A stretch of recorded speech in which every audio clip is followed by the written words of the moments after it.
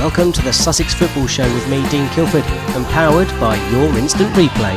Whitehawk were looking to make it lucky 13 when they took on Folkestone Invicta. The Hawks hadn't won in the previous 12, and they made a strong start when Connor Tye went agonisingly close to giving the Hawks the lead. The deflection off his teammate taking it just past the post. Penny then played through James Fraser, whose left foot shot pulled just wide.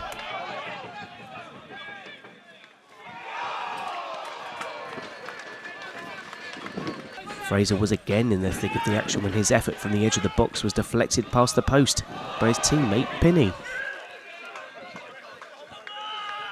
It was Muggeridge who was next to test the Folkestone keeper, Roberts getting down well to fist his shot away. Whitehawk's best move of the game came in the second half. A driving run from Rodriguez followed by a 1-2 with Penny saw Lucas through on goal, but he couldn't direct his effort on target. Folkestone didn't cause too many problems through the evening, but Minter within the Whitehawk net did get away with one here when he came storming out of his goal to clatter into Youssef. Thankfully for him, the shot went wide and he only received a yellow. Whitehawk almost won it late on, Tye with a delicious curler that came back off the post. So on as even, but a much improved display from the Hawks will give encouragement for the future. Worthing and Bishop Stortford are both challenging for the league and were level on points going into this fixture. Worthing were unbeaten in the league since mid-September, although that defeat did come at home.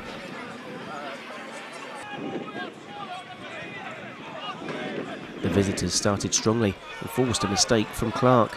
Ryan Charles' firm strike just going the wrong side of the post. Bishop Stortford were maintaining their pressure and played their way into the box. Mason's strike took a deflection on its way through and was well saved by the knees of Perntrow.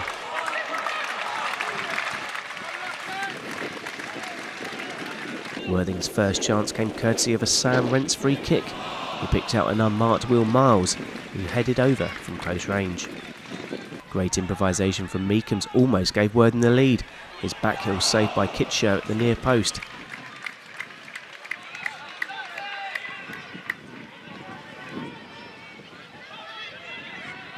Rent's cross was then just too far ahead of Parsons, who was diving in.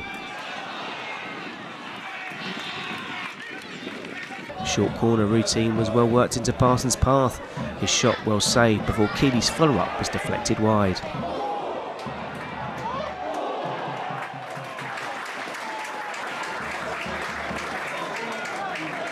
In 65 minutes, Bishop Stortford took the lead. A dangerous in-swinging corner was headed in by Sam Robbins.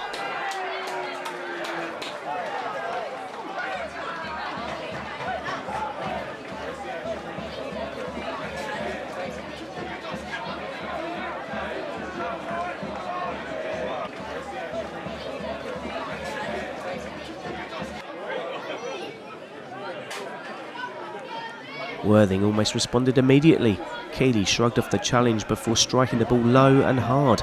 But his shot came back off the post and Parsons was beaten to the rebound. Worthing were pushing but were caught out when Aguirre's loose pass was pounced on by Charles. He played the ball to substitute Nicholas Brown, who hit the ball firm and low to double Stortford's lead.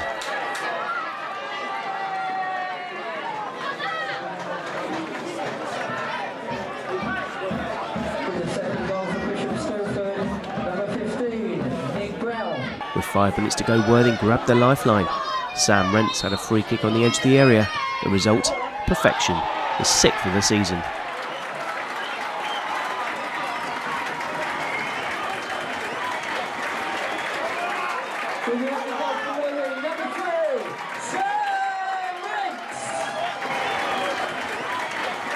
Worthing were pushing hard for an equaliser.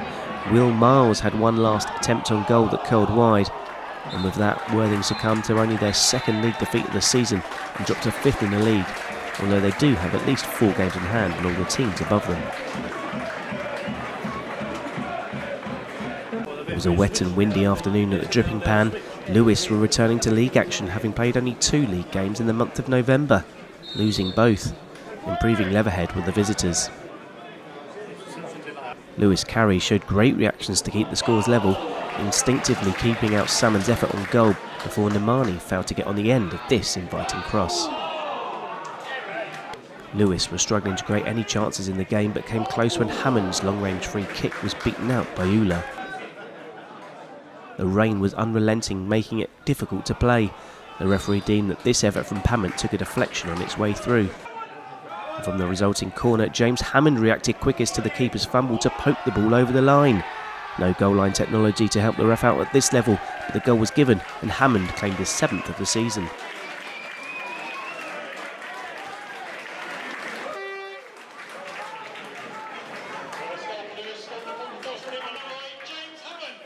Lewes were made to defend for the majority of the afternoon, but had the chance to seal all 3 points when Lawson chested the ball down to Dome Benwin on the edge of the area. Leatherhead were pressing for a last-minute equaliser, and it needed the heroics of Thomas Day to block this goal-bound effort.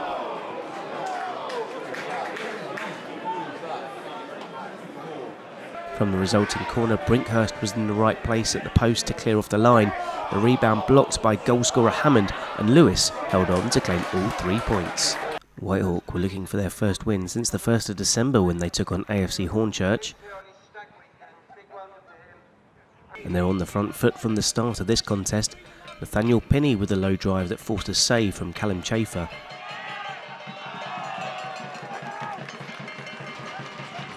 And midway through the first half, the Hawks got the goal they deserved. Pinney with the flick on into the path of Rodriguez, who calmly curled the ball into the far corner for his 4th of the season.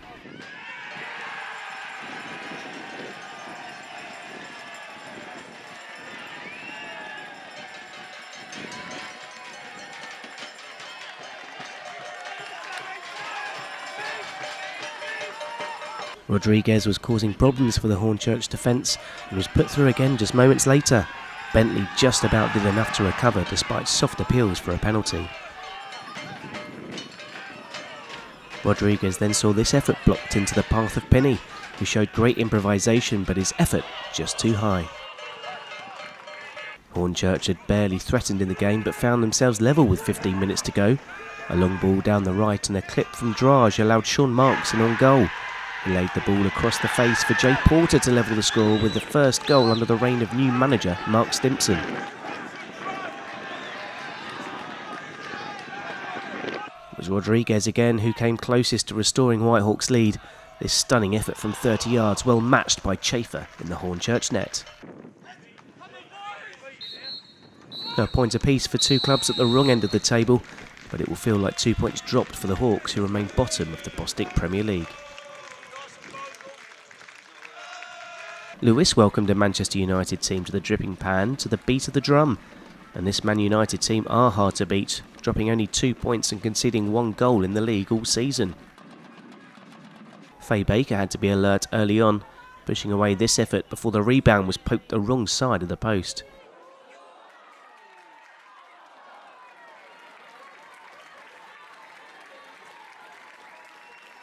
Lewes were doing well at restricting United in open play, but Baker had to be on alert again to get a hand to this corner that was heading in.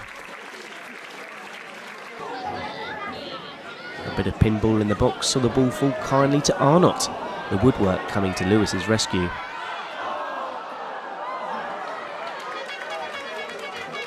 The Rockettes' best moment came shortly before half-time from this corner. The ball was worked to the far side to Rutherford, who saw her effort superbly saved.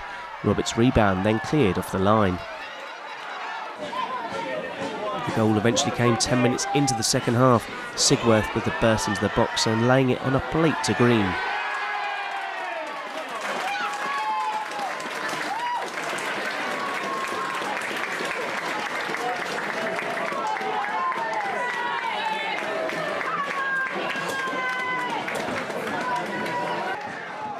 Baker then produced a wonderful save to deny Sigworth the second.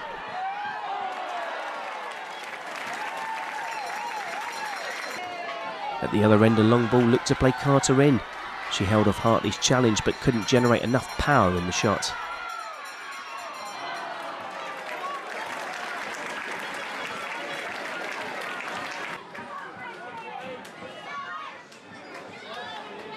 Ten minutes to go, United were awarded a penalty when Wells brought down substitute Devlin in the box.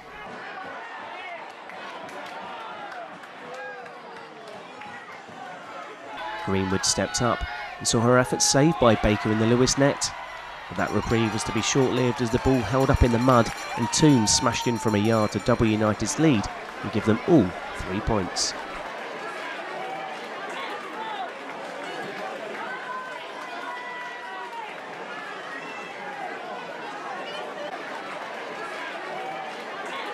Steyning Town welcomed Seaford to the shooting field on Tuesday night, and they were close to taking an early lead. Holcomb's firm strike from the outside of his boot saved by Webb. But it didn't take Steyning long to get the opening goal. Patience around the edge of the box saw the ball work to Robert Clark, who curled a delightful effort beyond the keeper.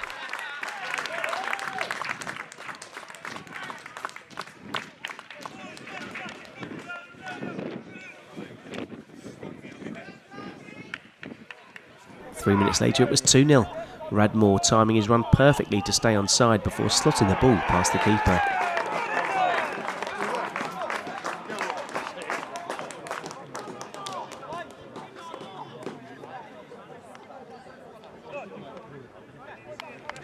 Seaford looked to pull one back with this cross from the right, but it was headed over by Kidman at the near post. They were made to pay when a corner on 35 minutes was guided into the net by the head of Alfred Gritt to make it 3.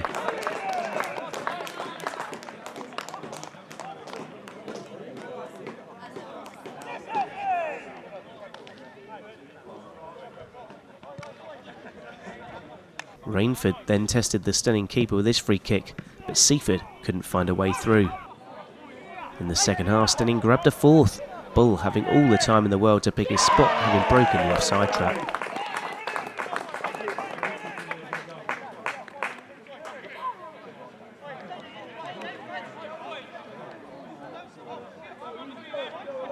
And they almost made it 5 when this thunderous effort from outside the box came crushing back off the bar.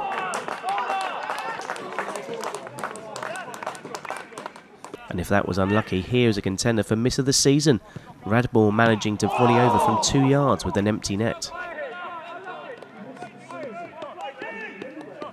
Steyning Town stretched their lead to 4 points on top of the First Division and turned their attention to the FA Vars game away at Bearsted at the weekend.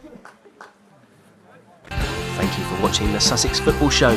I've been Dean Kilford and we'll be back next week with all the best of Sussex football, powered by your instant replay.